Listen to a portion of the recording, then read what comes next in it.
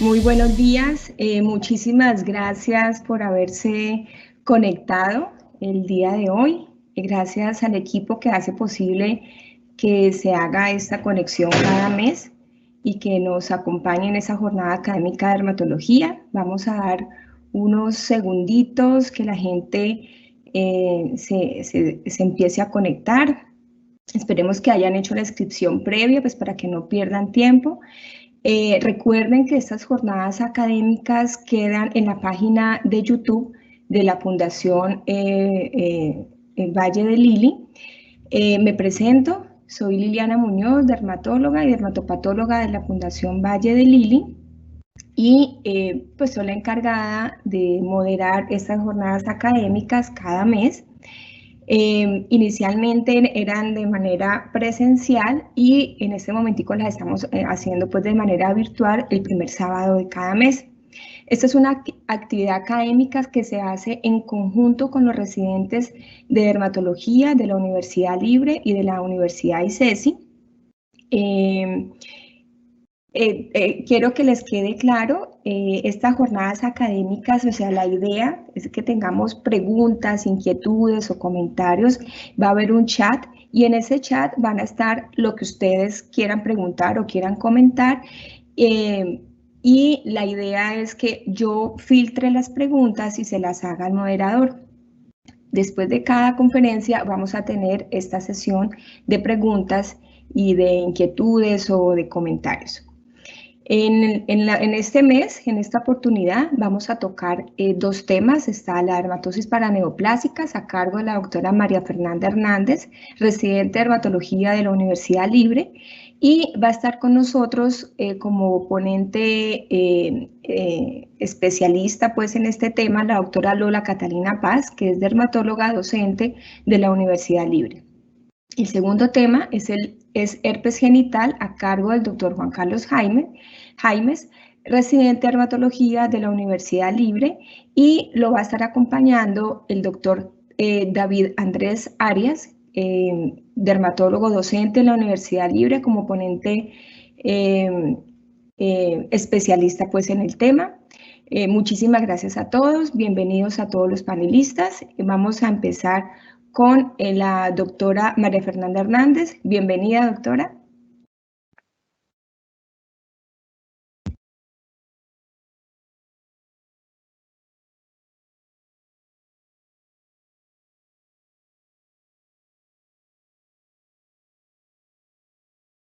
Muchas gracias, doctora. Yo soy María Fernanda Hernández, residente de tercer año de la Universidad Libre, y les voy a hablar de dermatosis paraneoplásicas. Es un tema bastante amplio, pero quise traer una revisión breve de cosas a las cuales estar bastante atentos para buscar neoplasias cuando es necesario y estar alerta. Las manifestaciones cutáneas de la malignidad interna son un libro entero. Estas incluyen las metástasis cutáneas que pueden tener las malignidades, los signos y síntomas cutáneos inherentes a estas, ya sea por complicaciones como las úlceras o, digamos, lo que pueda ocurrir con una obstrucción de la vía biliar, que pueda haber una ictericia, una cerosis, prurito, y luego están las dermatosis paraneoplásicas. Estas son partes de los síndromes paraneoplásicos, que son patologías indicadoras de malignidad interna que van a afectar órganos y sistemas diferentes a los que están comprometidos por el proceso paraneoplásico. En el caso de las dermatosis, estas son el segundo síndrome paraneoplásico más común después de las endocrinopatías paraneoplásicas. Hay unos criterios que se usan para definirlas, y es que son ambas enfermedades, la dermatosis y la neoplasia, se desarrollan casi a la vez, tienen un curso más o menos paralelo, es decir, con el tratamiento de la neoplasia se ve una mejoría de la dermatosis. Estas dermatosis no están asociadas a un síndrome genético, tienden a estar asociadas a neoplasias específicas o de un sistema específico. Usualmente son dermatosis que son poco comunes en la población general. Hay una alta frecuencia de asociación entre la dermatosis y la neoplasia. Otra característica que es común, aunque no siempre presente, es la ausencia de células paraneoplásicas en la lesión cutánea. Hay excepciones, como puede ocurrir en el síndrome de Sweet cuando están asociados a malignidad hematopoyética, que se pueden ver a veces clonas de linfocitos en el infiltrado cutáneo. La presencia de dermatosis asociadas a malignidad se ha documentado desde hace mucho tiempo. Hipócrates asoció estados ictiosiformes a neoplasia visceral. En 1865, Trousseau documentó una propia dermatosis. Él tenía una tromboflebitis migrans que estaba asociada a una malignidad interna. La primera dermatosis paraneoplásica aceptada como tal fue la acantosis nigricans en 1893, asociada a carcinoma de tracto gastrointestinal. Ebra en 1968 sugería cambios de pigmentación que podían ser indicativos de malignidad interna, y así sucesivamente tenemos ahora más de 50 condiciones dermatológicas indicadoras de malignidad que, si yo me pongo a hablar de ellas, pues nos quedamos todo el día. Hay diferentes formas de clasificarlas. Una de esas formas es de acuerdo a los mecanismos por los cuales se dan estas dermatosis. Estos mecanismos pueden ser, por ejemplo, por formas biotrópicas, es decir, mediados por hormonas o por déficits vitamínicos o nutricionales que se puedan dar por las neoplasias. Un ejemplo de estos es el eritema necrolítico migrans. Pueden ser mediados por factores de crecimiento. El ejemplo más claro es la acantosis nigricans. Pueden estar mediados por factores inflamatorios como el pioderma gangrenoso, el síndrome de Sweet, o por anticuerpos. El ejemplo más claro es aquí el pénfigo paraneoplásico. Otra forma de clasificarlo es de acuerdo a la asociación o a la frecuencia con la que uno va a encontrar neoplasias cuando se ven estas dermatosis. Entonces hay casos en que en verdad de pronto no es tan frecuente, 5 o 10% de los pacientes que tienen la dermatosis van a tener en realidad una neoplasia interna. Cuando es así, se hablan de dermatosis paraneoplásicas facultativas, por ejemplo, en la dermatomiositis paraneoplásica, el síndrome de Sweet, el pioderma gangrenoso. Y cuando ya hablamos que 70 a 100% de los pacientes que tienen una dermatosis van a tener una neoplasia interna, se hablan de dermatosis paraneoplásicas obligadas. Yo hoy quiero hacer énfasis en esta porque cuando la veamos, si el paciente no tiene el diagnóstico, va a ser muy importante pues que nos pongamos las pilas y ya sea busquemos y remitamos para que se busque y se identifique, ya que esto podría cambiar el pronóstico del paciente y que se haga un manejo más temprano. Entonces, pues voy a empezar hablando del pénfigo paraneoplásico. Este fue documentado por primera vez en 1990. Anhalt reportó 5 pacientes que tenían erosiones mucocutáneas extensas asociadas a una neoplasia subyacente.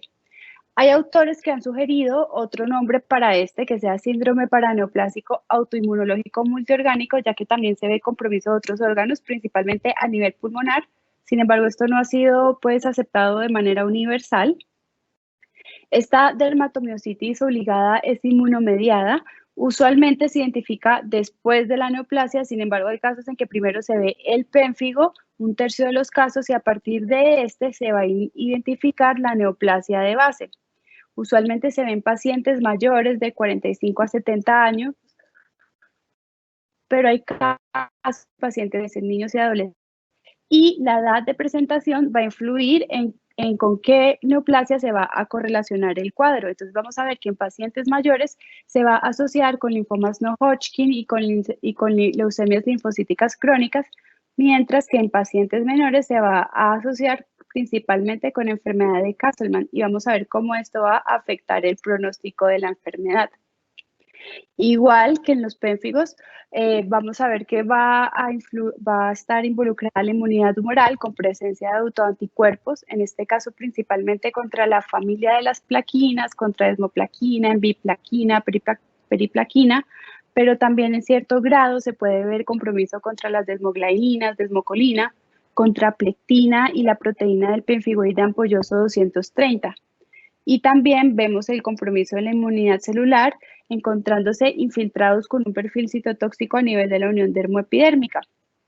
Esto se da porque la respuesta inmune antitumoral puede evocar o incitar a una reacción celular citotóxica autoinmune, y esto lleva a un daño epitelial. El daño epitelial puede a su vez incitar a una propagación de epítopes que pues promueva la formación de autoanticuerpos. También por su parte, el mismo tumor puede producir interleuquina 6 que lleva y promueve la activación de linfocitos B que produzcan autoanticuerpos y el tumor también puede producir autoanticuerpos, pues llevando a todo este cuadro.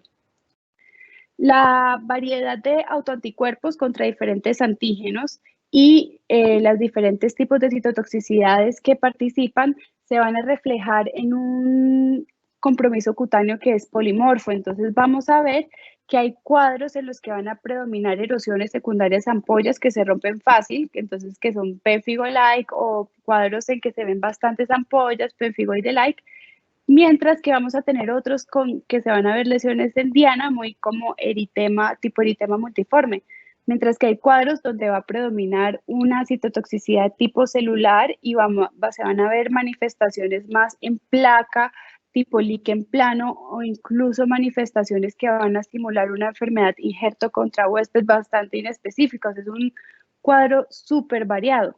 Lo que sí va a ser más constante es el compromiso de las mucosas. Este va a ser el más temprano y a veces puede ser el único y se va a caracterizar porque suele ser más severo que el que se ve en el pérfigo vulgar. Lo otro es el compromiso del epitelio pulmonar, que se puede ver hasta por encima del 90% de los pacientes y se va a asociar a disnea, a enfermedad obstructiva pulmonar y a bronquiolitis obliterante. Igual que las manifestaciones cutáneas son muy variadas, así va a ser la histopatología. Entonces, cuando vemos cuadros mediados por inmunidad humoral y que van a ser pénfigo-like, pues se va a ver esta acantolisis supravasal con este patrón de lápida sobre la membrana basal, mientras que cuando está mediando más la inmunidad celular y está este patrón liquenoide, pues se va a ver un cambio de interfaz y un infiltrado liquenoide. Muchas veces en estos casos la inmunofluorescencia directa puede ser negativa y pues tenemos estos patrones de inmunofluorescencia, la directa con un depósito de IgG intercelular y complemento sobre la membrana basal, y la inmunofluorescencia indirecta con depósitos de IgG hacia un epitelio transicional, que lo que usualmente se usa es vejiga de rata o esófago de mico. El gold standard pues, es la identificación de estos autoanticuerpos, ya sea por ELISA, por inmunoprecipitación reactiva o por inmunoblotting, y todas estas características clínicas, la patología, las inmunofluorescencias y la inmunoprecipitación, pues es lo que van a conformar los criterios diagnósticos. Es una enfermedad de pobre pronóstico con una alta tasa de mortalidad, ya sea secundaria a sepsis, a sangrado del tracto gastrointestinal y a las complicaciones de la bronquiolitis obliterante. Sin embargo, cuando está asociado a la enfermedad de Castleman puede tener un buen pronóstico. Cuando es localizado, la resección del ganglio comprometido puede llevar a una mejoría o remisión completa de la dermatosis. El manejo, igual que en los pénfigos, el pilar va a ser los corticoides sistémicos asociados a un ahorrador de corticoide como primera línea. Y pues el rituximab, aunque ha estado de segunda línea, cada vez se habla más de su uso como primera línea desde estadios tempranos. Pasando a otra dermatosis paraneoplásica en la que también participan anticuerpos, está el eritema giratum repens. Este fue descrito por primera vez en 1952 por Gamel, quien reportó a una paciente de 55 años con cáncer de mama que presentó una erupción en el tronco y extremidades, y esta erupción resolvió a las 6 semanas que le realizaron la mastectomía. Sin embargo, es más común que se presente en hombres caucásicos mayores de 60 años y en más del 90% de los casos se asocia a malignidad. Se habla de que esta es una de las dermatosis paraneoplásicas más específicas a malignidad, y lo más común son la malignidad pulmonar y el tracto gastrointestinal. Entonces, se va a presentar un eritema macular pruriginoso de crecimiento muy rápido, 1 centímetro o más al día, con este patrón serpiginoso o arciforme que va con el crecimiento formando como un patrón policíclico. Va a comprometer sobre todo el tronco y las extremidades y respeta cara y las palmas y manos. Puede asociarse en muchos casos a eosinofilia periférica. Se han propuesto 3 mecanismos: que haya una reacción cruzada entre los antígenos tumorales y los antígenos endógenos de la piel, o que los antígenos de la piel se vean afectados o modificados por productos tumorales y esto los haga propensos a una reacción autoinmune, o que haya un depósito en la piel por inmunocomplejos formados provenientes de la reacción inmune frente al tumor. El manejo de estos, pues se ve una mejoría con el tratamiento de la neoplasia subyacente, como fue el reporte de Gamel. Sin embargo, pues va a haber empeoramiento y recaídas con las recaídas o las metástasis de la enfermedad. Ha habido reportes de manejo con esteroides sistémicos, con aciatopurina y con retinoides. Sin embargo, pues la efectividad de estos manejos ha sido bastante limitado y pues sigue recayendo el manejo con el tratamiento de la neoplasia subyacente. Otro eritema figurado que se ha asociado con neoplasias subyacentes es el eritema necrolítico migratorio. Sin embargo, en este caso, el mecanismo patológico es diferente. Fue reportado por primera vez en el 42 por Becker en una mujer que había presentado pérdida de peso, anemia, tromboembolismo, y a ella se le diagnosticó un tumor en el páncreas y aumento del glucagón sérico. Ella en piel presentaba una dermatosis necrótica vesiculoeritematosa y estomatitis. El eritema necrolítico migratorio es más común en mujeres entre la quinta y séptima década de la vida y se va a caracterizar por un eritema maculopapular bastante pruriginoso, arciforme, que cualece. Entonces al cualecer se va a ver policíclico. La otra característica es que viene y va, es bastante recidivante.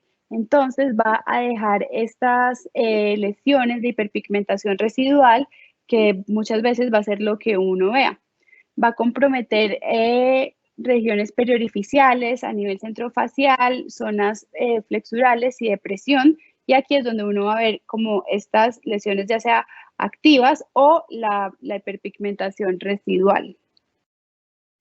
Muchas veces se asocia estomatitis, aglositis, quelitis angular, distrofia de las uñas y onicomadesis, y además puede presentarse sobreinfección, ya sea por cándida especialmente, pero también por estafilococo aureus.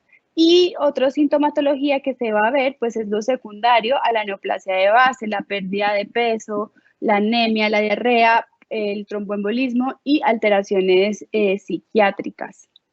La fisiopatología no es clara y las dos principales hipótesis son que la elevación de glucagón contribuye a la necrólisis epidérmica, pero que también haya un déficit nutricional de zinc, de aminoácidos y ácidos grasos.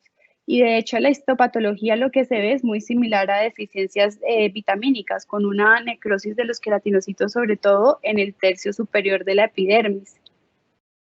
El manejo igual es el tratamiento de la enfermedad de base. Sin embargo, cuando uno ve esto y hace el diagnóstico, usualmente ya están estadios metastásicos en el que el manejo es paliativo. Sin embargo, si se puede hacer la resección del tumor, usualmente se va a ver la resolución de las lesiones en pocas semanas. Se puede ayudar con manejo tópico con esteroides y preparados con zinc, y también se documenta el manejo sistémico con octreótido, que va a ayudar a regular a la baja la conversión del glucagón, y con esto se puede ver resolución casi completa de las lesiones en pocas semanas. Ya pasando a otras dermatosis que tienen otros mecanismos, va a terminar con las que son con mecanismos mediados por factores de crecimiento. Está la acanthosis nigricans. Esta es, como les dije, la primera dermatosis paraneoplásica aceptada. Sin embargo, sabemos que muchos casos de estos son benignas. Hay 5 tipos de acanthosis nigricans: asociada a obesidad, endocrinológica, hereditaria, inducida por medicamentos y paraneoplásica. Más de 80-90% se habla de acanthosis nigricans benigna o pseudoacanthosis nigricans. Esta pseudoacanthosis nigricans tiende a tener un inicio insidioso, son pacientes con sobrepeso u obesidad, y va a estar sobre todo en zonas flexurales. Mientras que la acanthosis nigricans maligna se va a presentar en pacientes que no tienen sobrepeso, tiene un inicio agudo y tiene un compromiso mucho más extenso. Entonces vamos a encontrar estas placas hiperqueratósicas, aterciopeladas, hiperpigmentadas, más exageradas que las que se ven en la acanthosis nigricans benigna. Van a tener un compromiso simétrico igual en las áreas flexurales, pero un compromiso en otras partes del cuerpo, incluso en zonas cercanas a las mucosas. Muchas veces se van a asociar a prurito, y a otras dermatosis paraneoplásicas, como son las manos en tripa y al signo del Eser-Trelat. ¿Qué pasa? Los tumores con los que se asocia, que la mayoría son del tracto gastrointestinal, van a producir factores de crecimiento, como es el factor transformante de crecimiento alfa, y estos van a actuar sobre receptores en los queratinocitos, melanocitos y fibroblastos, como el factor de crecimiento epitelial, el factor de crecimiento de fibroblastos y la hormona estimulante de melanocortina alfa. Y esto se va a reflejar entonces, es una acantosis, paraqueratosis y una hiperpigmentación de la basal. Y pues esto es lo que se va a reflejar entonces en la acantosis. La mayoría, 80-90% de los casos, se van a asociar a tumores del tracto gastrointestinal, principalmente adenocarcinoma gástrico, pero también se han documentado tumores por fuera del tracto gastrointestinal. La mayoría de los casos se encuentran o antes o al tiempo que la neoplasia y tienen un mal pronóstico, pues se ha documentado un promedio de supervivencia de más o menos de 2 años. Usualmente son lesiones resistentes al manejo convencional, aunque la mayoría de acantosis lo son, pero pues se pueden usar corticoides, cetretinato, ácido salicílico y análogos de vitamina D. Y lo que sí se va a ver es una muy buena respuesta con la resección del tumor del adenocarcinoma. Sin embargo, si hay recaídas, pues se va a ver el empeoramiento. Entonces, este es un ejemplo de este paciente. Tenía un adenocarcinoma en el colon. Con la resección presentó una mejoría marcada de la acantosis nigricans maligna. La acantosis palmar o paquidermatoglifia adquirida fue descrita por Clark en 1970 y esta se considera una forma localizada de la acantosis nigricans maligna. Esta se documenta más en hombres que en mujeres, la acantosis nigricans maligna igual en hombres que en mujeres, y se asocia tanto a malignidad gastrointestinal como malignidad en pulmones. Fue descrita por primera vez por Hollander en 1900. Conserva el epónimo del Eser-Trelat, sin embargo, el Eser y Trelat lo que documentaron fue a mediados de 1800 la aparición de angiomas eruptivos en asociación con malignidad también de tumores del tracto gastrointestinal. La presentación es en una edad promedio de 60 años y esto ha llevado a que haya dudas si de verdad se trata de una dermatosis paraneoplásica o una coincidencia, porque usualmente a esta edad es que uno empieza a ver queratosis seborreicas. Encontré un estudio de un grupo acá en Colombia y ellos hicieron una búsqueda de artículos sobre queratosis seborreica, signo del Eser-Trelat y neoplasias internas. Terminaron incluyendo 66 artículos y de estos 66 la mayoría eran reportes y series de casos. Encontraron 4 analíticos en el que compararan pacientes con y sin malignidad interna y que compararan la presencia de queratosis seborreica y del signo del Eser-Trelat. Sin embargo, pues habían diferentes definiciones del signo. Y ellos no encontraron, en ninguno de estos 4 estudios encontraron diferencias en la presencia de queratosis seborreicas ni diferencias en el signo del Eser-Trelat. Uno de estos estudios, el de Lindelof, ellos arrancaron desde la presencia de queratosis seborreicas. Entonces, todos los pacientes tenían queratosis seborreicas. Y de ahí cogieron un mismo número de pacientes que tuvieran malignidad y que no, y definieron el signo del Eser-Trelat como que estas queratosis hubieran aparecido más de 20 en los últimos 6 meses. Igual tampoco hubo diferencia entre los pacientes que tenían malignidad y que no tenían malignidad. Entonces, pues ellos concluyeron que la gran mayoría de estas publicaciones eran producto de un hallazgo al azar de estas entidades. Entonces, la definición es más de 20 lesiones en menos de 6 meses. Hay otros que dicen que en menos de 3 meses, hay hasta otros que dicen que hasta menos de 18 meses. Usualmente la ubicación más común es en el torso, tronco, pecho y espalda, siguiendo una disposición de las líneas de tensión. También pueden verse en cabeza, en el cuello y las extremidades. En la mitad de los casos se asocian a prurito y hay una cosa que es que hasta el 40% se asocian a acantosis nigricans maligna. Hay casos que se han asociado a malignidad en pacientes de la segunda y tercera década de la vida y se ve que hasta en la mitad de los casos disminuye el número y el tamaño con la resección del tumor.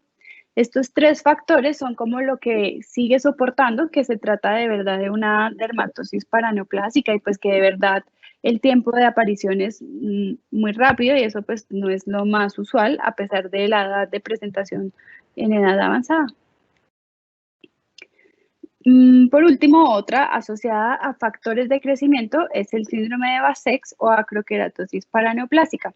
Esta es una dermatosis psoriasiforme asintomática que empieza en hombres mayores de 40 años usualmente. Entonces vamos a encontrar unas pápulas, unas placas eritematoescamativas, principalmente en zonas sacrales, en la nariz, en las orejas, en los dedos, y luego evoluciona y también se van a ver en las zonas extensoras, en las rodillas, en los codos. Puede asociarse a distrofia angular, a queratodermia palmoplantar y alopecia. La patología es bastante inespecífica, como una dermatosis psoriasiforme, y el paciente pues está asintomático. Hay que sospechar la presencia de carcinomas escamocelulares de tracto aerodigestivo superior. Lo más común es escamocelular en cavidad oral, laringe y faringe, pero también en esófago, tráquea y pulmones. Se ha asociado también con la producción de factor de crecimiento transformante alfa y en la mayoría de los casos se identifica antes que la malignidad, hasta en el 70% de los casos. Entonces, siempre si se ve esto, sospecharlo y evaluarlo. Es un cuadro que tiende a responder al manejo, pues a la resección del tumor subyacente y uno se puede ayudar igual con corticoides tópicos, el uso de retinoides sistémicos. Entonces, esto es pues en cuanto como a las principales obligadas que si uno las encuentra y el paciente no tiene un diagnóstico de malignidad de base, ponerse las pilas porque uno podría ayudar y influir en que se diagnostique más temprano y esto puede afectar en el pronóstico.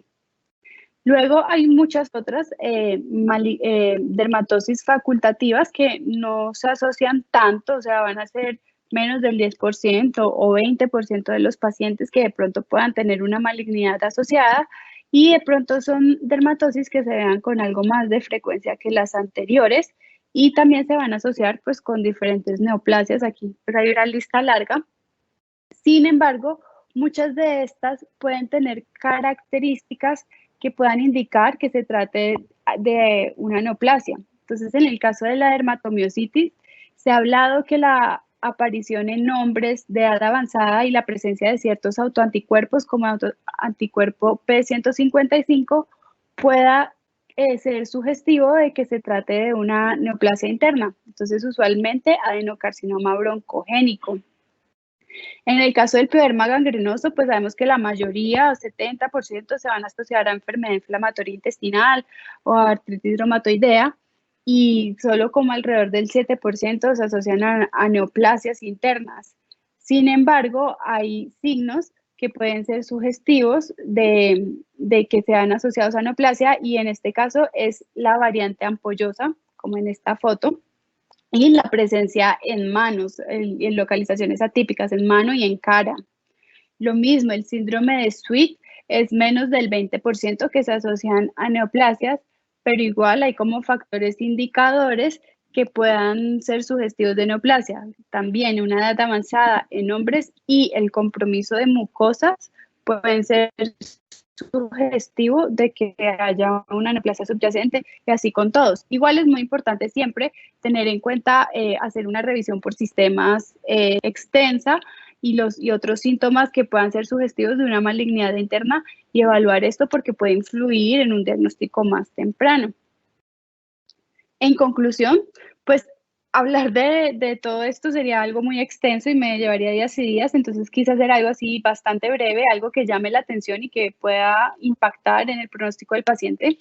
A través de la piel uno puede diagnosticar múltiples enfermedades sistémicas y dentro de estas están las neoplasias internas. Hay más de 50 dermatosis paraneoplásicas, como les dije, y hay algunas de estas que se relacionan de forma muy específica y esto puede hacer que sean una ayuda diagnóstica importante.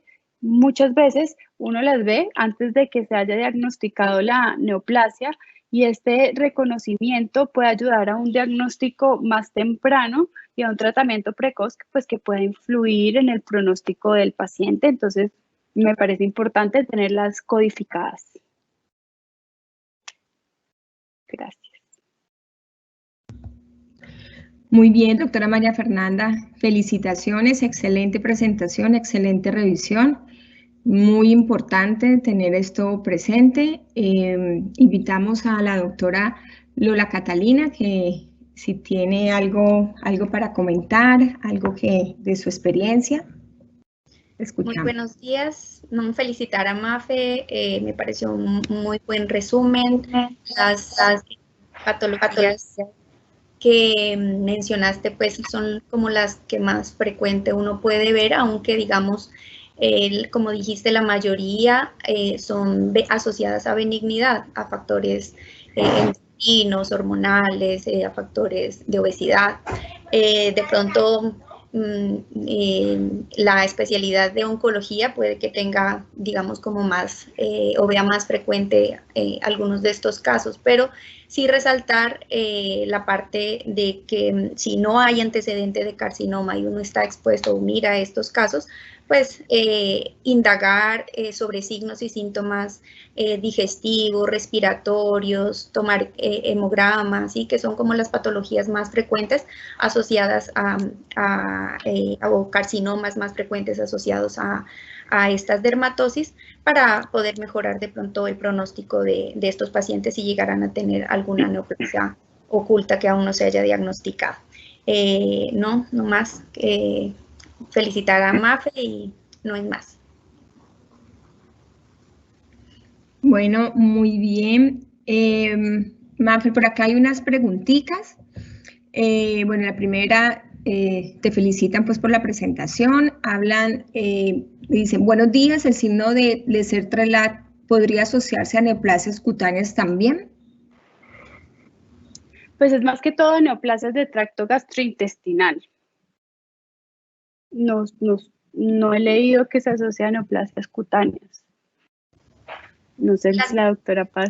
Las múltiples queratosis seborreicas que uno ve en el Leser-Trelat, digamos que la neoplasia no está en ninguna de esas lesiones. Todas esas lesiones son benignas y digamos, y el manejo de estas lesiones se hace como si fueran queratosis normales, ¿sí? O sea, uno las puede hacer crioterapia o fulgurarlas, pero digamos, lo importante es indagar sobre si hay síntomas gastrointestinales, porque ellas como tal no se asocian a malignidad, ni que en ellas pueda desencadenarse un escamo o un melanoma, no.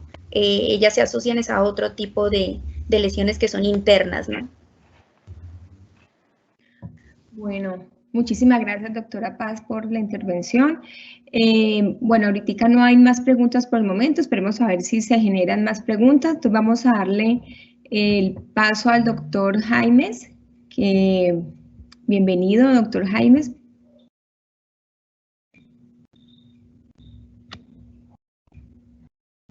Muy buenos días. ¿Ven mi presentación? Sí, todo está bien. Bueno, en nombre de la Universidad Libre y de la Fundación Valle de Lili, quiero compartirles el día de hoy algunos conceptos acerca de herpes genital. Bueno, quise iniciar con un caso clínico breve, una paciente de 25 años que nos consulta por 6 episodios de ulceraciones pequeñas asociadas a sensación de escozor en los labios vaginales, con duración de 2 a 4 días durante los últimos 10 meses. Se presenta con una hemoglobina G positiva para herpes 1 y 2, manifiesta sentirse angustiada, sobre todo pues porque estaba contemplando quedar en embarazo, asiste en compañía de su esposo, con quien tiene relaciones sexuales desde hace 2 años, y él niega haber presentado un cuadro compatible de herpes genital. Se le realizan pruebas serológicas al esposo, las cuales demuestran que es seropositivo para herpes 1, pero negativo para herpes 2. Entonces, ¿cómo aconsejaríamos a esta pareja? Espero que pues, los conceptos que vayamos a ver de pronto nos ayuden a esclarecer este ejemplo. Bueno, a modo de introducción, saber por qué es importante hablar de herpes genital. Realmente se ha documentado un aumento de las infecciones genitales por este tipo de virus, considerándose actualmente un problema de salud pública. También desde el punto de vista clínico constituye un reto de diagnóstico, dado la amplia diversidad en su espectro de presentación. Y también en cuanto a la terapéutica y el pronóstico, dada la posibilidad de enfermedad local recurrente, constituye pues un desafío. En cuanto a las estimaciones en su epidemiología, realmente pues la OMS ha tratado de hacer como en 3 oportunidades, 3 estudios grandes. Realmente el último, en el cual se trata de estimar cifras globales, fue realizado para más o menos el 2018, con un punto de corte de estimación para el año 2016, en el cual se trató de estimar la prevalencia en mujeres, como lo ven en el mapa de arriba, y para hombres en el mapa de abajo.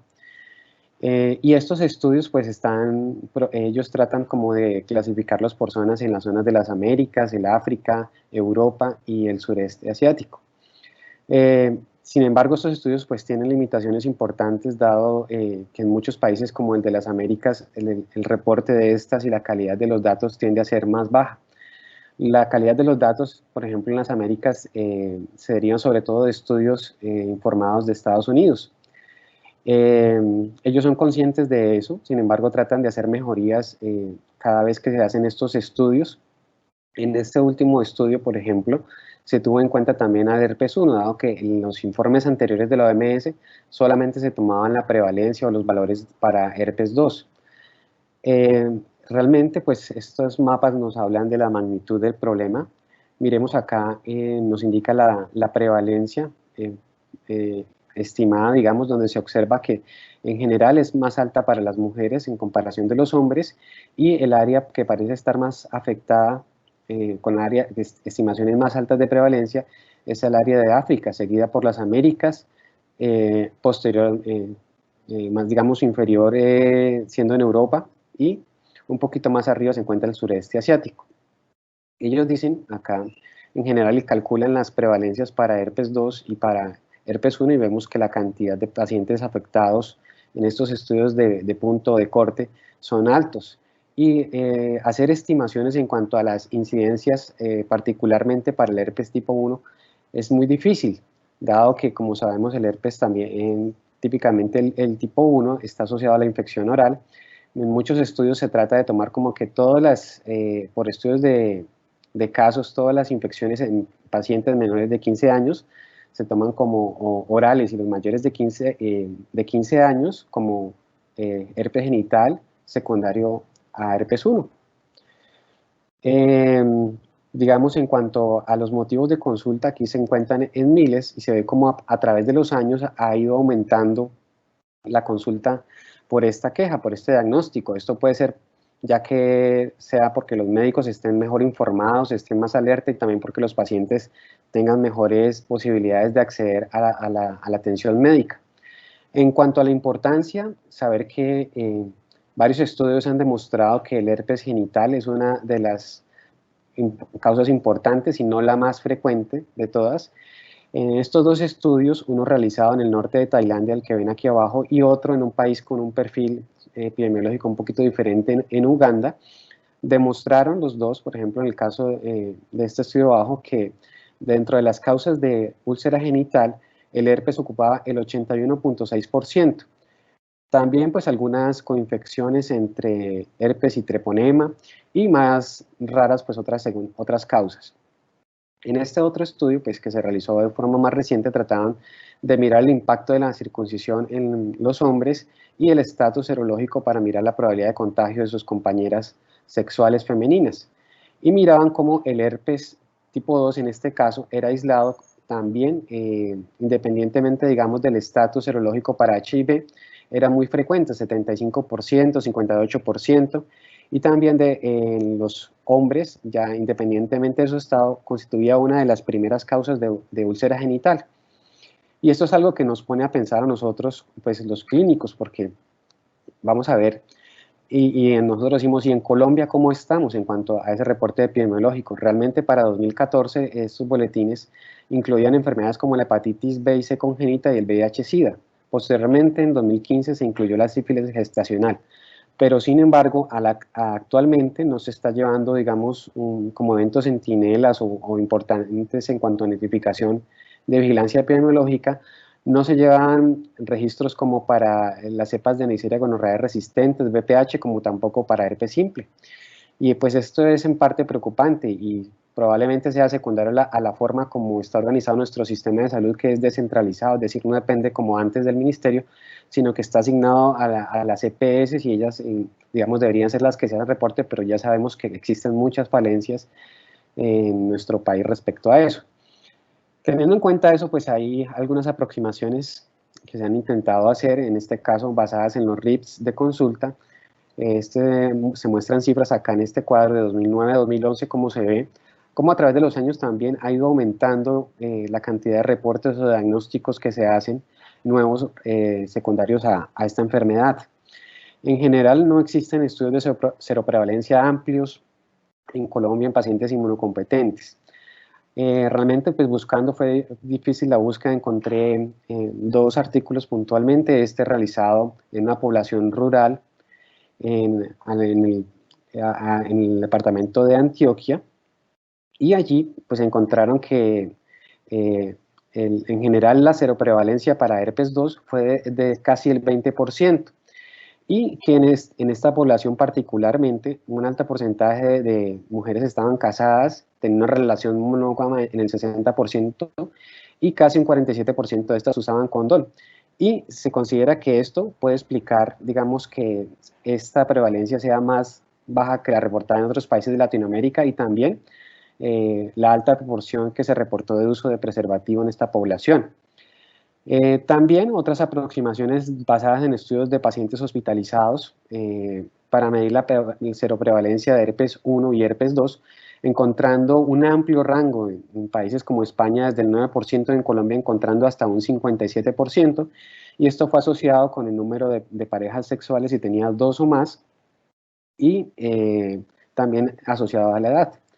En cuanto al agente etiológico, podemos decir que la familia de los herpes virus incluye más de 200 miembros, pero solo 8 de estas causan enfermedades a los humanos.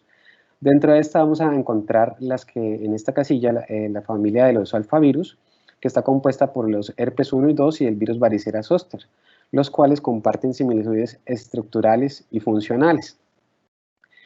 Acá vemos cómo generalmente se compone de unas glucoproteínas en la superficie, que son las que le dan su virulencia y su patogenicidad, dado que con estas es que interrelaciona con la superficie celular de las células epiteliales y del sistema inmune, una nucleocápside y una membrana lipídica, pues, que la obtiene de la célula que infecta. En general se considera que es un virus pues, grande, más o menos de 150 a 200 nanómetros. Comparten casi entre ellos dos el 83% de sus regiones codificadoras, pero pueden diferenciarse serológicamente. En cuanto a la historia natural de la enfermedad, sabemos que las formas clásicamente descritas han sido la transmisión perinatal más frecuentemente en el momento del parto, la transmisión sexual, en el cual el virus pues, infecta algún epitelio susceptible en las mucosas más frecuentemente, y de allí busca infectar las células nerviosas que se encuentran en la dermis. Aquí se vale del transporte axonal retrógrado y migra hacia los ganglios sensoriales, en este caso hacia los ganglios sacros. De allí establece un periodo entra en un periodo de latencia, una fase de latencia, en el cual pues, se sirve de este virus para evadir este sistema inmune, porque estas zonas son inmunoprivilegiadas. Algunos estímulos que a la fecha de hoy todavía están en estudios parecen desencadenar la replicación de este virus de forma exponencial, lo cual nos va a dar la expresión clínica de la reactivación de estas lesiones, ya sea en el sitio por el cual ingresó, pero también este virus puede viajar por otros axones y tener estas lesiones en sitios diferentes a donde se dio la primoinfección. En esta etapa de latencia también es importante decir que el virus continuamente se está replicando, aunque a una tasa baja, lo cual nos va a explicar que frecuentemente que se puedan encontrar aún en pacientes asintomáticos, se pueda aislar virus de estas lesiones. Nosotros pues típicamente nos educamos con este axioma, digamos que el herpes tipo 1 se asociaba a la infección orolabial, y el 2 al herpes genital. Este título, pues creo que es muy diciente, nos habla de que si realmente esto es lo que está pasando, dado que estudios más recientes de Europa y de Estados Unidos nos muestran cómo la seroprevalencia a nivel global por el herpes 2 ha caído a menos del 10%, y que este virus tipo 1 está asociado generalmente y cada vez con más frecuencia a una primoinfección a nivel genital. Esto es importante, pues tiene implicaciones epidemiológicas y de pronóstico, y vamos a ver qué explicaciones probables tiene. Este estudio reciente realizado en España incluyó en un centro de atención de enfermedades infecciosas, venéreas, digamos, 126 pacientes, en los cuales se llegó al diagnóstico de ellos en 87% por PCR. La gran mayoría de estos pacientes fueron mujeres, como lo ven acá, casi un 73% para el tipo 1 y para el tipo 2 un 44%. Y vemos cómo la participación o el aislamiento del tipo 1 es casi que equipara al tipo 2 en esta serie de casos, y se han visto igualmente también en muchas series de casos recientes esta tendencia. Acá es importante resaltar, por ejemplo, cómo el herpes tipo 1 se encontraba acá en la región perineal hasta en un 28%, en contraposición del herpes 2, que tan solo se encontraba en un 8% en la región perineal. Parece ser que este virus 2, herpes 2, tiene un alto trofismo por el epitelio de la mucosa genital, encontrando, por ejemplo, en este caso, un 91.4% de los pacientes afectados, en contraposición un poquito menos frecuente en el tipo 1, que se encontró en el 70% de los casos. También esto se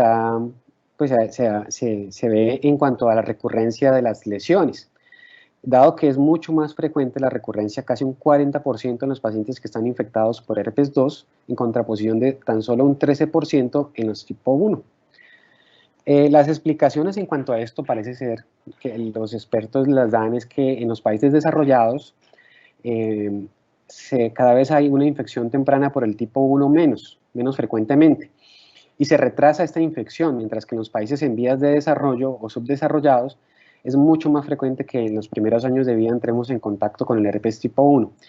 En estos países desarrollados, por lo tanto, estos pacientes que no han tenido contacto con este herpes tipo 1, parece ser que el primer encuentro o la infección se da en forma como infección genital. También por el aumento de las prácticas sexuales en los adolescentes por el sexo oral. Acá se han descrito unos factores de riesgo clásicamente. La raza negra y el ser no hispano se ha asociado a un incremento casi de 3 o 4 veces. El ser mujer también, como les mencionaba. Y acá algunos estudios que pues tocaría analizar de pronto la metodología, aunque son escasos, han tratado de hacer asociaciones con el hecho de que algunas mujeres que con el uso de anticonceptivos hormonales parece tener un factor de riesgo aumentado. El hecho de tener vaginosis bacteriana o estreptococo del grupo B también incrementa el riesgo.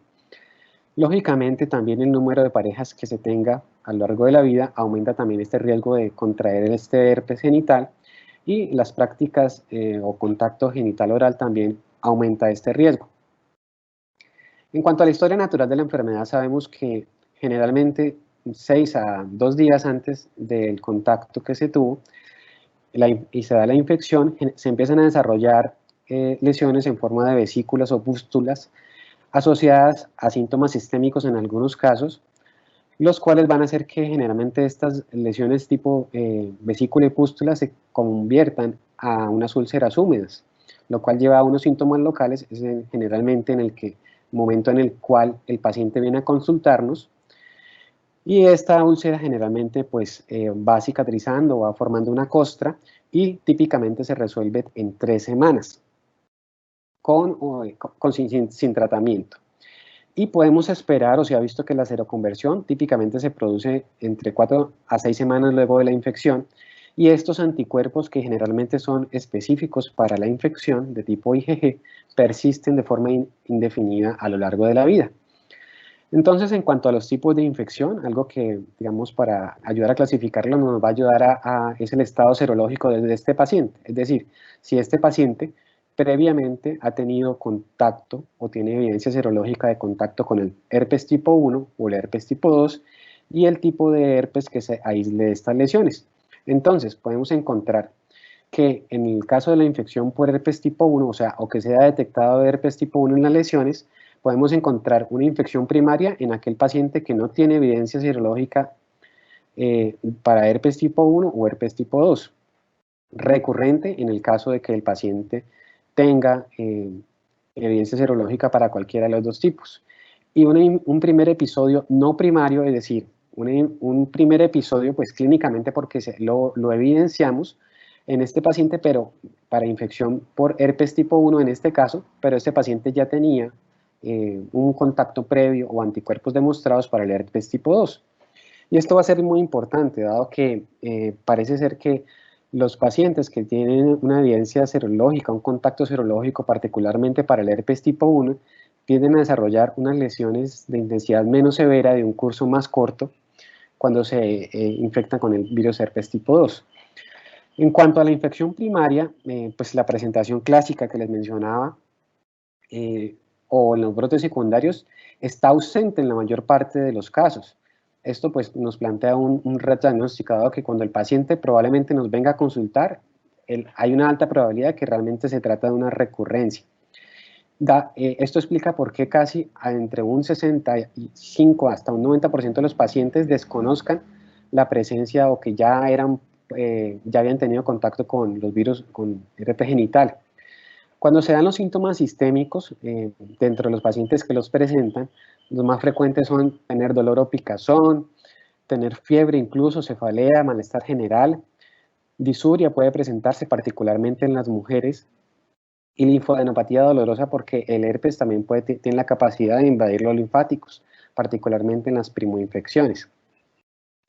En cuanto a las infecciones recurrentes, tienden a ser de una intensidad más leve.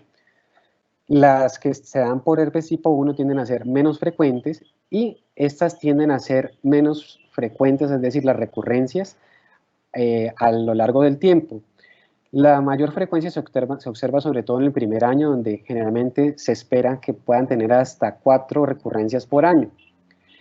Pero pues hasta digamos, un 40% de esos pacientes pueden tener hasta 6 recurrencias y hay un grupo, por fortuna menor, más o menos que lo corresponden un 20% de los pacientes que pueden llegar a tener hasta 10 recurrencias en el primer año. Y esto es importante, estas recurrencias, porque como lo ven en las fotos clínicas, estas lesiones podrían confundirse fácilmente con otra cosa, con una abrasión, con una candidiasis, con una vulvovaginitis, ¿sí? Usualmente estos pacientes tienden a achacarlo, digamos, a que, digamos, tuvieron un trauma durante el coito o alguna otra cosa, o suele pasar fácilmente inadvertida para estos pacientes. En cuanto al espectro de presentación, pues varía también. Aquí podemos ver las úlceras típicamente en el cuerpo de un pene o en los labios vaginales, o también puede verse aquí en los labios mayores y menores, o hacia la región del perineo o la región perianal. Entonces el espectro clínico es amplio. También hay unas formas atípicas que son más frecuentes en pacientes con algún tipo de inmunosupresión. Acá a la derecha les presento, por ejemplo, un caso que fue reportado por la Universidad del Bosque, en el cual era un paciente que había estado en regiones tropicales de Colombia y se presentaba con esta úlcera más o menos de un mes de evolución que no sanaba. Y ellos lo enfocaron como un síndrome verrucoso tropical por todos los antecedentes y el contexto epidemiológico. Incluso pensaron que fuera una leishmania y todo, le hicieron PCR para leishmania, pero terminó siendo un herpes. Y se documentó una coinfección para herpes tipo 1 y 2. El hecho de que se haya diagnosticado una infección para herpes 2 confiere que esto es un herpes genital. También pues algunas lesiones hipertróficas, sobre todo a nivel del escroto, las cuales típicamente son recalcitrantes al tratamiento antiviral y requieren frecuentemente tratamiento quirúrgico. En cuanto al diagnóstico de estas lesiones de presentación atípica, como lo vemos en este caso que nos presentan acá, pues tenemos otro espectro aún más grande de enfermedades, ya sea infecciosas, autoinmunes, y esto es un marcador de SIDA en los pacientes que están infectados con HIV, la persistencia de estas úlceras de forma crónica. También puede imitar otras infecciones por fortuna menos frecuentes como la donovanosis. Como les decía, este estado de infección latente hace que constantemente este virus se esté replicando, así no tengamos lesiones activas clínicamente evidentes en la piel.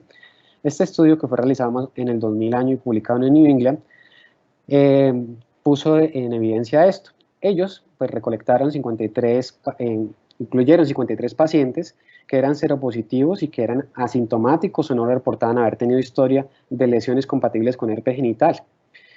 En 72% de ellos se aisló el virus herpes por PCR y por cultivo. También, pues en el otro grupo se incluyeron 90 pacientes que eran seropositivos, pero que estos sí tenían historia de haber tenido lesiones compatibles para herpes 2. Y a estos pacientes pues les recolectaban muestras 3 veces en la semana, más o menos durante 90 días. Y miraban del número total de muestras qué porcentaje habían sido o habían logrado un aislamiento positivo, ya fuese por PCR o por cultivo, y vieron que la proporción de positividad, tanto en los pacientes que no tenían lesiones clínicamente, pero que eran seropositivos, tanto como los pacientes que tenían lesiones, también eran positivos, fue muy similar. Acá, pues, se ilustra cómo ellos les llevaban un calendario a los pacientes, tanto a los que tenían síntomas como a los que no tenían síntomas, se les hizo una educación acerca de las lesiones del herpes, cómo podrían presentarse, las presentaciones atípicas, los síntomas prodrómicos, todo esto. Y acá se ilustra cómo se les entregaba un calendario en el cual, pues, acá para poner de ejemplo, en un mes se les pedía que por cada día tacharan si tenían o no síntomas. En el primer renglón colocaban una X si no tenían ningún síntoma. En este caso era, por ejemplo, para una mujer y acá abajo para un hombre. Si tenían sensación de irritación, si se formaban vesículas, úlceras, si tenían lesiones en las nalgas o en la región perineal, o si tenían presencia de enopatías, y el aislamiento de estos cultivos, si fue para herpes 2 o herpes tipo 1. Y acá, pues llama la atención de que, por ejemplo, en el caso del paciente de abajo del hombre, hubo aislamiento de estos, incluso a pesar de que el paciente reportaba que no tenía síntomas. Casualmente, y se cree que fue por la educación que se le dio a estos pacientes que típicamente no reportaban síntomas o historia de estas lesiones a nivel genital, durante este seguimiento comenzaron a presentar síntomas, reportaban que tenían síntomas en los genitales, o en la región perineal o a nivel de las nalgas. Y de esa forma pues se cree que los pacientes fueron más conscientes de esas lesiones que probablemente antes pasaban de forma desapercibida. Entonces, de estos pacientes que, digamos, eran seropositivos pero no tenían lesiones, se vio que los que durante el seguimiento desarrollaron lesiones, la gran proporción de estos pacientes que desarrollaron lesiones o que tenían prodromos, en un alto porcentaje de estos se aisló el virus de esto. Y de forma también, pues, digamos, reveladora para ellos, vieron el porcentaje de días en los cuales se había hecho un aislamiento de ellos, pero que no tenían lesiones clínicamente evidentes, y vieron que tan solo en 30% de estos días no había habido aislamiento, ni tanto en el grupo que no tenía, digamos, síntomas o historia de herpes, tanto en el grupo que está en oscuro, que era el grupo que sí tenía. Es decir, casi un 70% o un 60% para cada grupo, en el porcentaje de estos días se repartía y sí había tenido aislamiento viral, a pesar de que no había habido aislamiento viral. Y también reportaban el porcentaje de días en el cual se tuvo cualquier tipo de aislamiento viral, ya sea que tuviese el paciente síntomas o no, y se vio que el porcentaje pues fue alto, repartido entre estas 4 columnas de la derecha, lo cual pues nos lleva a pensar y digamos, a sacar la conclusión de que la diseminación viral asintomática es realmente la forma de transmisión más frecuente y más importante, dado que a pesar de que los pacientes no tengan síntomas, en una alta proporción de estos pacientes se aíslan virus. Y más importante en este estudio es que no solamente se realizó por PCR, dado que alguien podría pensar, no, pues lo que se aislaron fue partículas virales, pero no, eso también se concordó con que esas muestras se sembraban en cultivo y crecían los virus en estas muestras. También estos episodios, como lo muestran acá típicamente, tienden a ser cortos en la duración de días, la diseminación viral, y en cuanto a las recurrencias tendían a ser más cortas en los pacientes que típicamente no tenían lesiones recurrentes clínicamente evidentes en comparación de los que sí, tendían a ser un poco más cortas en días estos episodios. Acá pues miremos la duración de las recurrencias, que era en los que no reportaban típicamente 3 días en comparación de los que sí tenían una historia de 6 días. Y el porcentaje de aislamiento, como les decía, fue similar en los dos grupos, tanto en los que reportaban o tenían historia de no tener síntomas de herpes como en los que sí. Bueno, el diagnóstico diferencial realmente es amplio y corresponde o incluye los pacientes que tengan causas infecciosas o no infecciosas, y pues vemos que va a depender mucho de cómo orientamos la historia clínica y la anamnesis. Dentro de las complicaciones tenemos que la encefalitis, las formas diseminadas o viscerales constituyen algo muy frecuente en estos pacientes, y es importante porque típicamente estas complicaciones requieren de tratamiento parenteral o intravenoso y se asocian a una importante morbilidad. También importante tener en cuenta que la proctitis, en este caso, por ejemplo, que se demostró en pacientes hombres que tenían sexo con hombres, el herpes ocupó casi después la tercera posición después de, por ejemplo, en este caso que repartió ningún aislamiento, la gonorrea en el 20% seguido de herpes. Entonces es una causa importante para pensar de proctitis. Entonces el diagnóstico lo vamos a pensar pues si tenemos un cuadro sugerente de estas lesiones ulcerativas que sean recurrentes en un paciente sexualmente activo, considerar siempre que puede haber coinfección por otros agentes. Se recomienda siempre confirmar el diagnóstico clínico por las implicaciones sociales y, digamos, sociales que tiene esto, dado que hasta un 30% de los diagnósticos clínicos podrían estar errados, más porque hay presentaciones atípicas. Es importante hacer la distinción entre estos dos tipos, sobre todo cuando hay una pareja o cuando existe la connotación o la información. El diagnóstico incorrecto podría llevar a un tratamiento incorrecto, sobre todo en los que se requieren tratamiento a largo plazo, y en las mujeres en estado de embarazo particularmente es muy importante confirmar el diagnóstico. Entonces este virus de herpes 1 y 2 lo podemos detectar en lesiones de la piel con o sin lesiones. Típicamente pues las pruebas en las cuales vamos a demostrar la presencia de esto están basadas ya sea en aislamiento de ADN o en los cultivos de estos virus. Típicamente el cultivo tiene una baja sensibilidad, aún en las lesiones que sean frescas, es decir, en las úlceras húmedas, y tiende a caer a casi un 20% cuando estas lesiones ya se evolucionan hacia costras. También tenemos otras técnicas moleculares de anticuerpos. El Western blot es como el de referencia, y la forma también de medición de estos anticuerpos es la inmunofluorescencia directa o el ELISA. También vemos que el test de SAN pues es una herramienta que en situaciones donde no se disponga de más podría ser útil. Sin embargo, tiene una sensibilidad y una especificidad baja, lo cual puede limitar su uso y no nos va a diferenciar el tipo de herpes, y si tenemos un resultado negativo no nos va a descartar el diagnóstico. Típicamente se realiza con una cuchilla de bisturí, destechando estas lesiones, haciendo un raspado del fondo de la úlcera y colocándola en un portaobjetos y tiñéndola con un fijador y con tinciones de Papa Nicolau, tratando de buscar esas inclusiones intranucleares típicas. La PCR para herpes virus está cogiendo cada vez más acogida debido a su alta sensibilidad y especificidad, y es aún superior al cultivo, incluso en las lesiones ya evolucionadas. Hay unas técnicas que se llama PCR en vivo que usualmente podrían probar menos diagnóstico en 1 hora, pero pues son mucho más costosas, de ahí que la PCR cualitativa o la cuantitativa normal es la que tiende a usarse, aunque en las instituciones están reservadas para las formas invasivas como la encefalitis, la meningitis. Actualmente, como en la Fundación Valle del Lili, por ejemplo, se dispone de estas técnicas, sobre todo que sería muy útil, por ejemplo, en el caso de las mujeres embarazadas, para tener un aislamiento de esas lesiones y llegar a un diagnóstico más certero.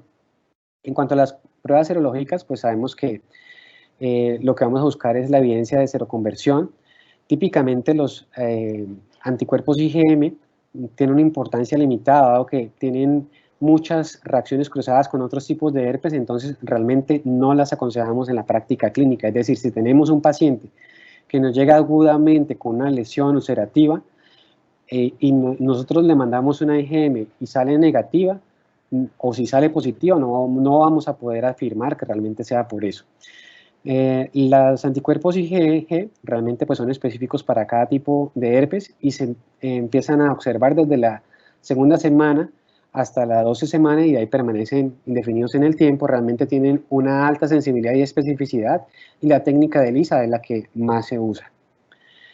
Se recomienda, pues, sobre todo en los pacientes que tengan lesiones recurrentes, compatibles, en las cuales las pruebas de aislamiento viral de detección de ADN sean negativas, en las cuales tengamos un paciente con un diagnóstico clínico de herpes genital, pero que no tenga confirmación del laboratorio, aquellas que tengan una pareja y que quieran saber su estado serológico, personas con algún tipo de inmunocompromiso, especialmente las personas con HIV, y personas con conductas sexuales de alto riesgo, como hombres que tienen sexo con hombres, y estos anticuerpos están pues en el plano obligatorio de salud y aquí están codificados de esta forma y se pueden indicar. La histopatología también sería otra herramienta, aunque no tiene una sensibilidad alta, la especificidad puede llegar a ser alta, sobre todo cuando se combinan estos hallazgos de esas inclusiones intranucleares y células multinucleadas con la inmunohistoquímica que se puede hacer, que es específica para los tipos 1 y 2 con anticuerpos monoclonales. En cuanto al tratamiento, realmente está enfocado a disminuir la duración de estas lesiones en cuanto a que acorta la sintomatología y a prevenir la diseminación, dado que se ha observado una disminución en la carga viral de estas lesiones. 3 medicamentos han sido como clásicamente los descritos. Dentro de estos, pues todos son lo que tiene un mecanismo de acción similar, que lo que hacen es una inhibición competitiva por la enzima DNA polimerasa de ese virus. El aciclovir es con el que se tiene una amplia experiencia. Generalmente, pues su mayor inconveniente es que la biodisponibilidad es muy limitada, casi un 30%, y pues depende de un metabolismo renal. Generalmente, en primoinfección en aquellos pacientes vamos a recomendar una dosis de 400 miligramos 3 veces al día, usualmente por 7 a 10 días, o un esquema alternativo que cada vez está más en desuso porque tiene una limitancia en cuanto a la adherencia terapéutica de 200 miligramos 5 veces al día, también por 7 a 10 días. La terapia episódica la vamos a recomendar para esos pacientes que estos episodios de recurrencia no son tan frecuentes, pero quieren acortar esto.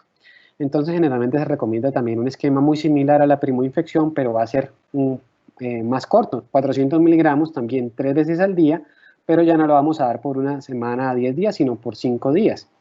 O también 800 miligramos 2 veces al día por 5 días.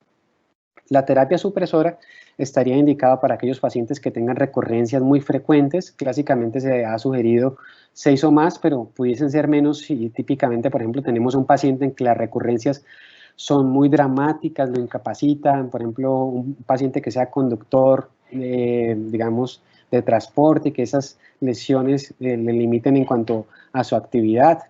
El valaciclovir es un profármaco del aciclovir, tiene la mejoría en cuanto a la biodisponibilidad que aumenta casi a un 30%, de ahí que las dosis que se dan usualmente son más espaciadas en cuanto al tiempo.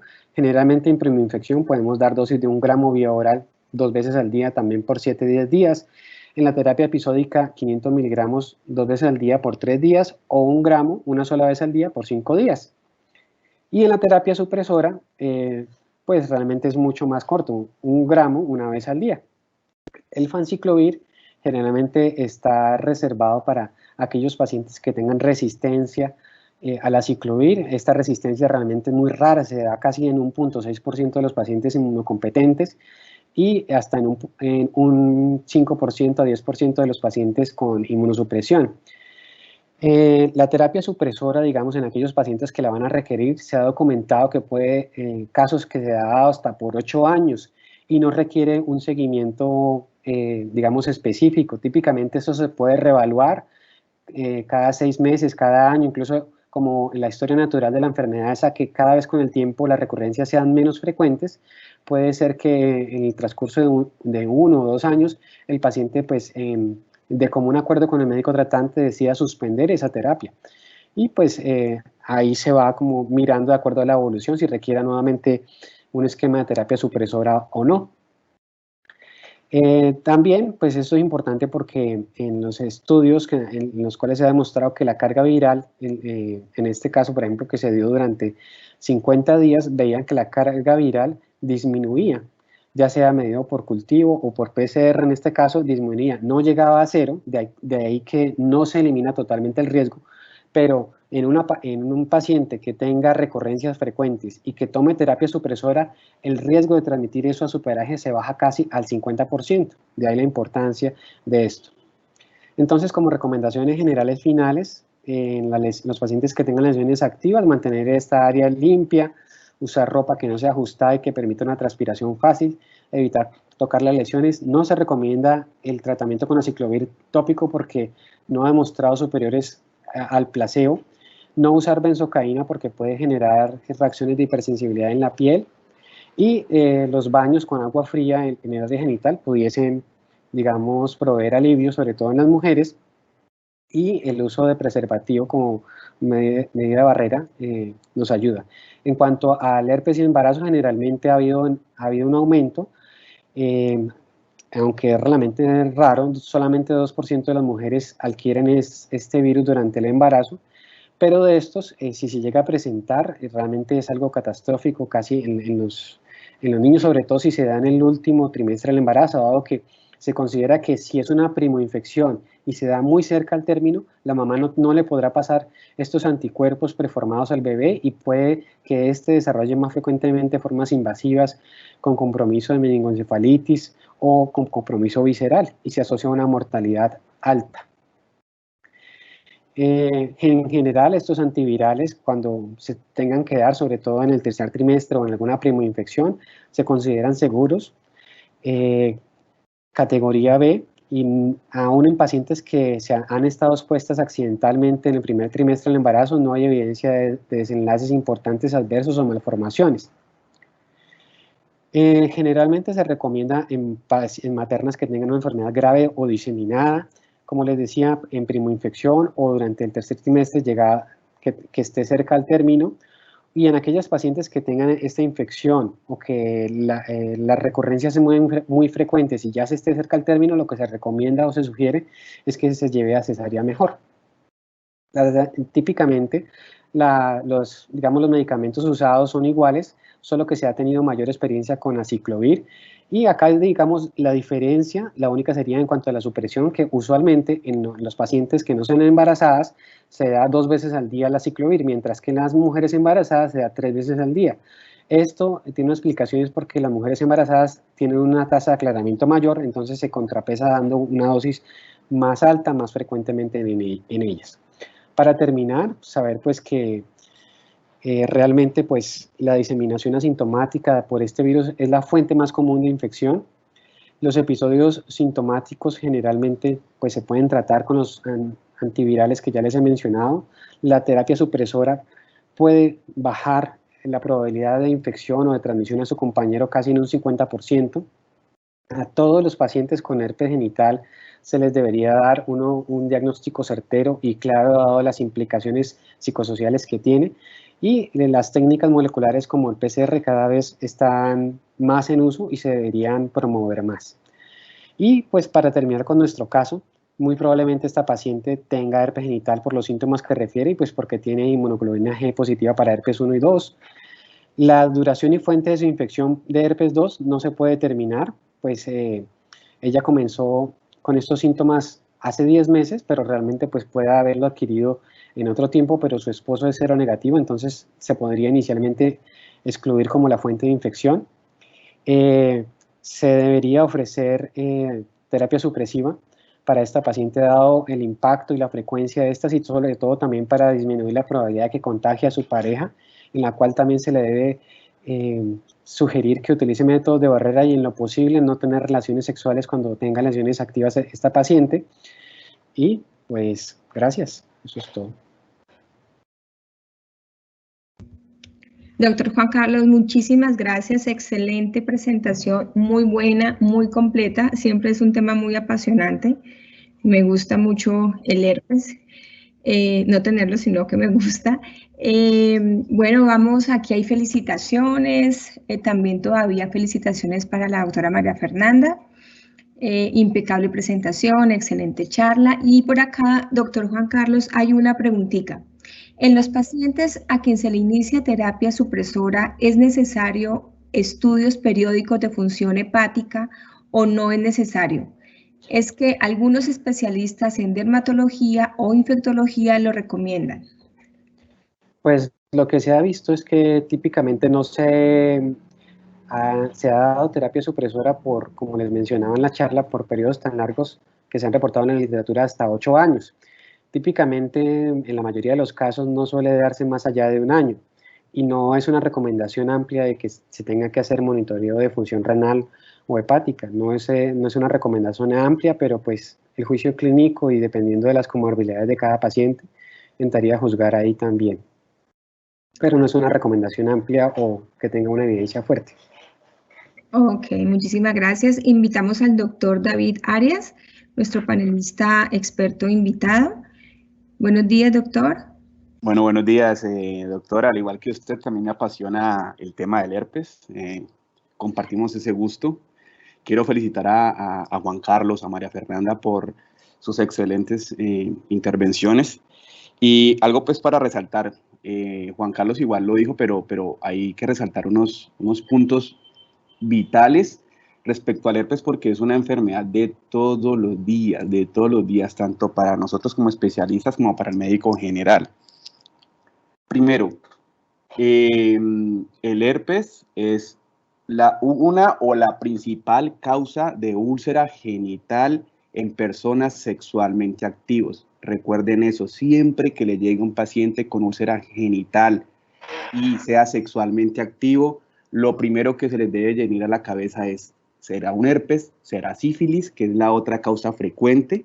Y obviamente hay otras menos frecuentes, de transmisión sexual, como el granuloma venéreo, el granuloma inguinal, chancroide, pero que afortunadamente en nuestro país esto es poco frecuente.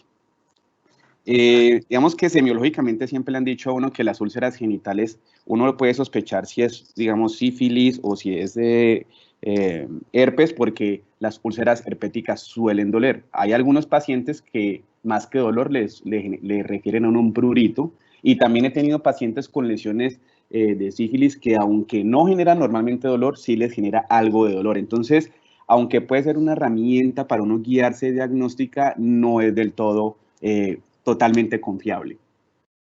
Entonces, primer mensaje grande, personas con vía sexual activa y úlceras, lo primero que uno debe pensar es herpes y sífilis.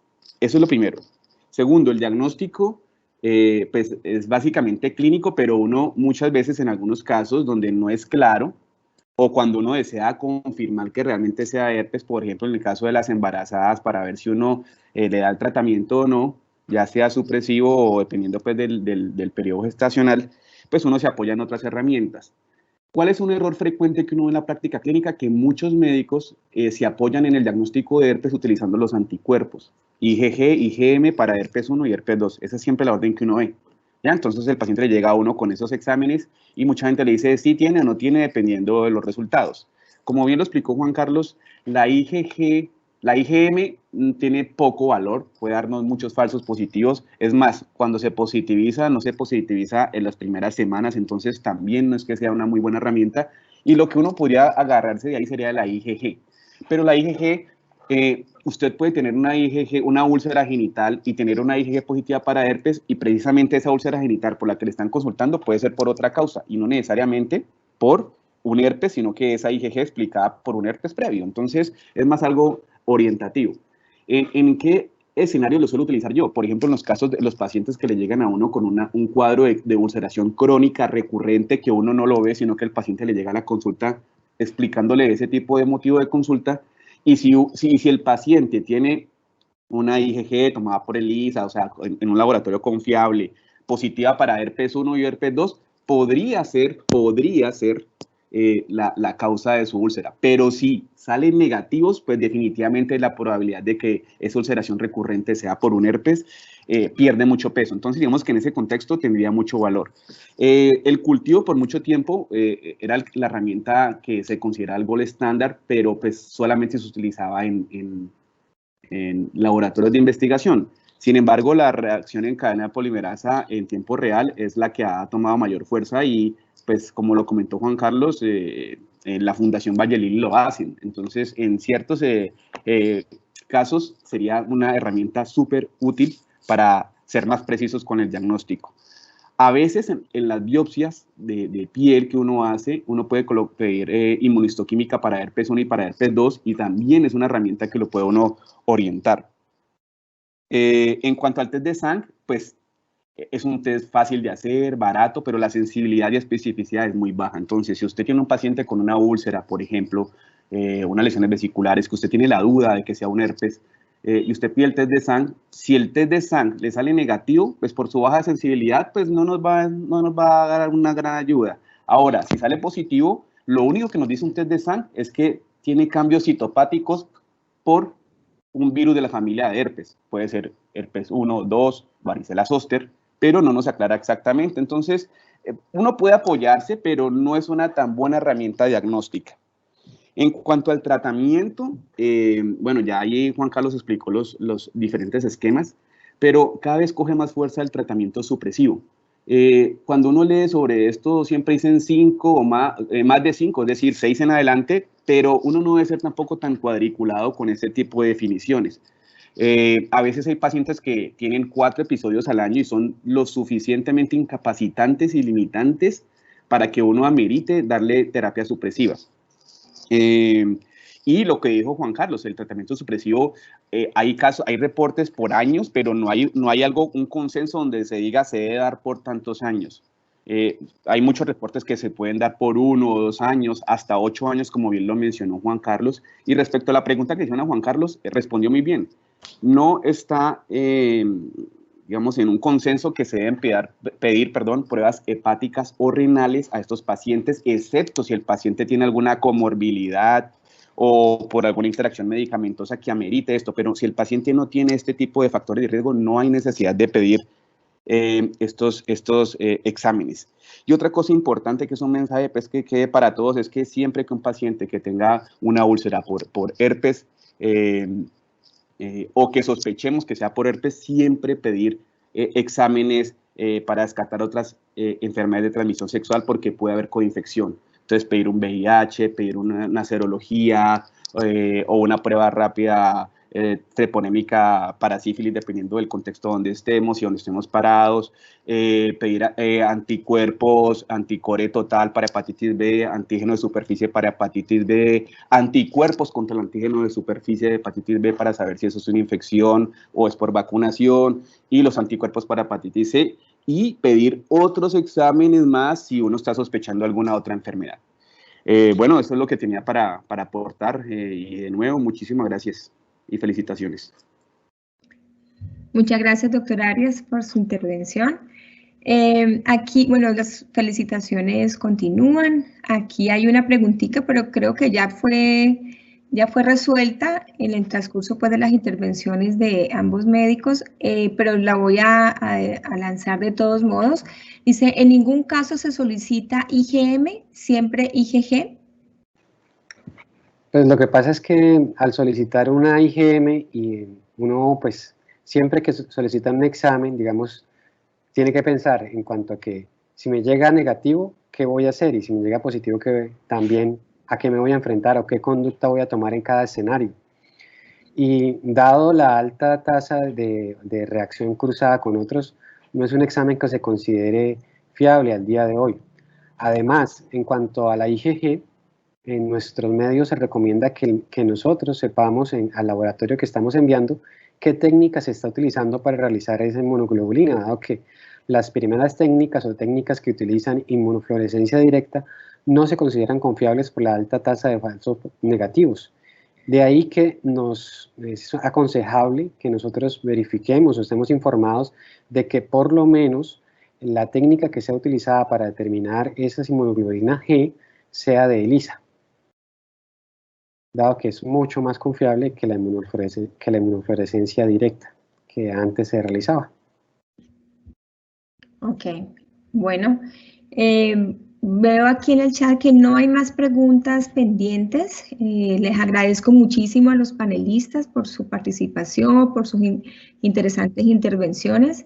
Y me queda solamente invitarlos para nuestra próxima jornada académica del mes de noviembre, la cual no se va a realizar el primer sábado del mes porque se cruza con otra actividad académica. La vamos a hacer el 14 de noviembre, sábado, que corresponde al segundo sábado del mes. Quedamos pendientes para nuestra cita y les quiero dar un anuncio que en el chat de preguntas y respuestas en la parte de publicados está el link que pueden ustedes acceder para el canal institucional de la Fundación y para nuestras jornadas académicas de dermatología. Ahí se encuentran. Bueno, muchísimas gracias nuevamente a todos, que espero tengan un muy buen fin de semana. Nos vemos el 14 de noviembre. Chao.